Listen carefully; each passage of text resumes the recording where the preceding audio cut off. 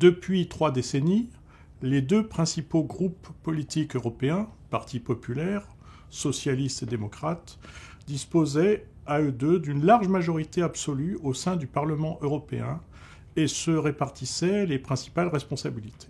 Le traité de Lisbonne a pris en considération cette situation en précisant que la proposition pour la présidence de la Commission européenne, qui revenait au Conseil européen, devait tenir compte des élections au Parlement européen.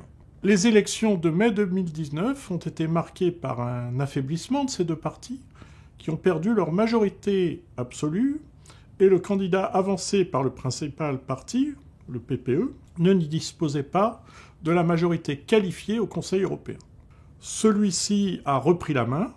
Au fil de 3 longues réunions extraordinaires, il a abouti à des propositions marquées par la recherche d'un grand équilibre entre les 3 principales forces politiques à même de disposer d'une majorité au Parlement européen entre les grands et les petits pays, entre femmes et hommes, même si les équilibres entre pays du Nord et pays du Sud, et entre pays de l'Ouest et pays de l'Est, sont restés au second plan. C'est ainsi que le Conseil a élu comme président le Belge Charles Michel, centriste.